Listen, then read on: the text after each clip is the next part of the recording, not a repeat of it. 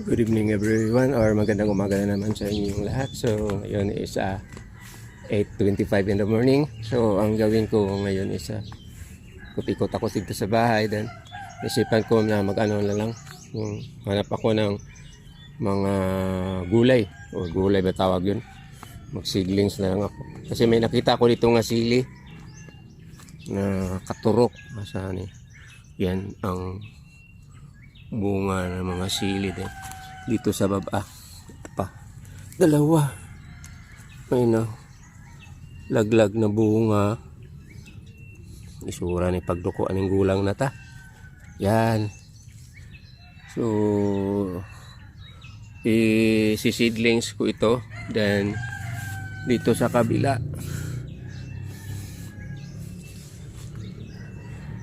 may malaking talong na diri na hinog na nga talong. Yan, hinog na. Yan.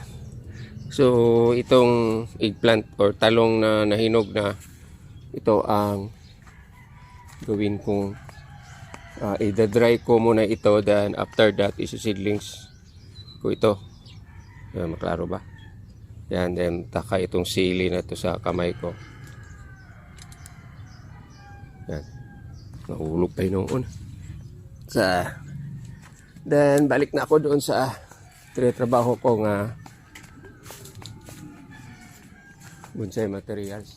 So tapusin ko muna ito bago ko i-kuhan yung mga seedlings.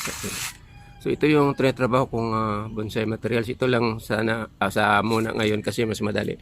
Ang ginagawa ko dito is yun, ito na natanggalan ko na ito portion. So yung para maklaro, gawin ko dito is yung grouping ba, kasi nalingaw ko inani nga forma na pod. Dayon after that is tatapusin ko itong mga grouping. So may mga, saan ba yun, yung ganito, yung ganyan nga forma. So nag-ibang tawag yun, isip or design na naman. So ginagawa ko, instead dati sa atugas bato, then ito na naman yun. So ito ang tatrabahuin ko ngayon. Tanggalan ko ng yung mga ito bang mga dahon na ganito. So kailangan i-maintain din after that. Pag tanggalan na ito ng wire, tapos lumalaki na itong trunk dito, maging maganda na ito tingnan. So i-mount ko itong camera. Kailangan kong time to time bisitahin, kasi pag kadagko na ning mga dahon nga tumutubo or naglalabasan ng mga udlot na wala sa lugar, there's a tendency na siya ay makakuha sa mga nutrients na or yung mga pataba na linagay ko sa halaman, siya ang makakuha din. Hinay kay ma-develop ng gusto na ko ipa-develop na mga sanga. So bago pa ito ko na yung na alutan, then ngayon balik naman kaagad kasi lami man to. Mas maganda man tingnan pag magsuri-suri ka sa garden mo, tapos makikita mo sila na kahit hindi masyadong maganda pero maganda na sa tingin mo, matutuwa tayo, di ba? So ito ang ginagawa ko, kaya ito lang muna ang inuna ko kasi mas dali man yung trabahoon compared to other one. Yung iba doon nga lisod kaayo. Ang ginagawa ko is yung mga malaking dahon tinatanggal ko, then iiwan yung maliit. Kasi pag ganitong style na grouping ang style is kung pabayaan mo yung malaking dahon, pangit siyang tingnan. So katulad nitong ginawa ko ngayon, tinanggal ko itong mga malaking dahon, then yung mga sangang or mga salingsing wala sa lugar nga nanubo, yun ang inaalis ko para malinis siyang tingnan.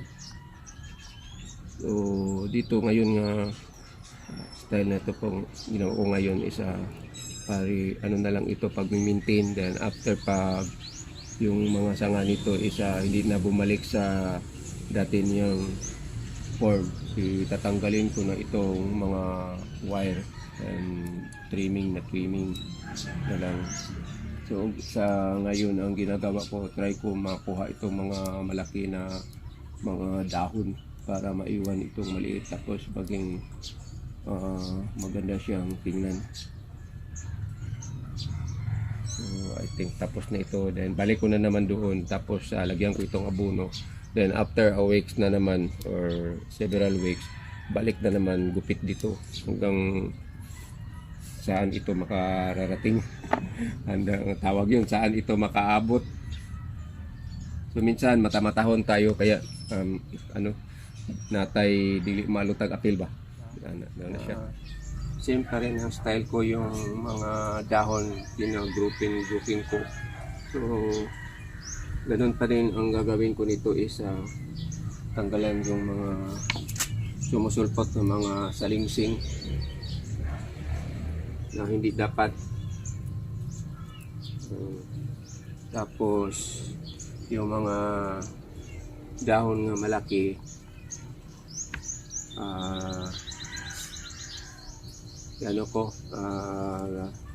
ginugupit o tinatanggal para ma-maintain ang itsura niya. So ito siya, para hindi yung malaki na uso, di ba, uso na mga bonsai na malaki yung punuan. Ito parang tickling ito, kasi ang nasa imagination ko nito is siya ba, murabag kulang sa abono, yung kulang sa nutrients yung lupa kung saan siya nagtubo, then ganito ang itsura niya. So maganda sana pag mag-produce pa ito ng bulaklak na klase na materials, kasi magbunga siya din maganda tingnan. Kaya this is tugas pa to. So ang forma niya is parang semi-slanting o slanting ba to. So may mga parts na hindi ko na i-wire na lang kasi naubusan ako ng wire. Pero ang kailangan dito is ma-maintain ko lang na matanggal yung mga unnecessary salinsing na tumutubo kahit saang lugar sa mga sanga niya. Yun ang inaalis ko time to time. Kasi pag yung magawa kayo ng bonsai, halimbawa sa ginawa ko, kung gusto mo yung ganyang forma, isa parang matutuwa ka kasi ikaw ang nag-design. Kasi pag iba ang mag-design sa bonsai mo, parang wala kay salig sa imuhang kakayahan ba. So mas maganda yung subukan mo yung kakayahan mo sa paggawa ng bonsai. Kahit hindi maganda, basta kayo ang gumagawa, isa para sa pakiramdam mo, isa maging maganda na yan. So hindi ko malaman kung anong term na gagamitin na ganyan yung pag-explain, na para bakang malipay ka kung ikaw yung gigapurma sa bonsai, hindi mo bisag dili kay may pagkapurma ba, basta kay timog yung originality. So maganda na, diba? Natapos ko na tanggal yung mga salingsing hindi ko dapat patubuin. Tapos ayun na ang itsura niya. So iwan ko sa inyo kung gustuhan ba niyo nitong style ko na grouping yung mga dahon o mga tawag nito, yung mga sanga. So yun ang front niya. So na maganda siyang tingnan. Pero minsan matamatahon niya kasi may mga malaki pa lang dahon na iwan. Tapos dahil sa dahon na sanga, di na to mabantayan tanan. So ito, lagyan ko ng abono kaunti lang. So ito is mga bago ko lang ito na na trim, tapos hindi aabot ng ilang linggo, trim na naman ulit. So ito ang itsura niya sa front niya. So punta naman. So kukunin ko ng isa, yung pangatlo. So tatlong ginawa ko nito, titignan ko lang kung anong resulta pag matapos na ito after mga ilang taon. Ito na naman, ibang style na naman to. So same pa rin, grouping pa rin ang sistema. Okay. Panghuli ko na bonsai materials. na namumutla. So nagka-problema siguro ito sa soil. So papalitan ko na lang itong after ng soil. Then ang gawin ko is itong nakuha kong eggplant, yung may mga uod. Yan. So yung liso, i-dry ko itong liso para ma-seedlings ko na naman, at saka itong sili, yung tawag nila espada, yung ginagawa na panglagay sa ulam. So for this morning, ito lang masishare ko sa inyo. Supposed to be mag-seedlings ako nitong eggplant, kaya nalanding ako dito sa ibang bonsai materials ko. So just hope na hindi masyadong mahaba yung ginawa kong video. This is just for sharing kasi nagagandaan ako ng ganitong mga style na naman. So thank you for watching. God bless you all. Have a nice morning ahead of you. Bye bye.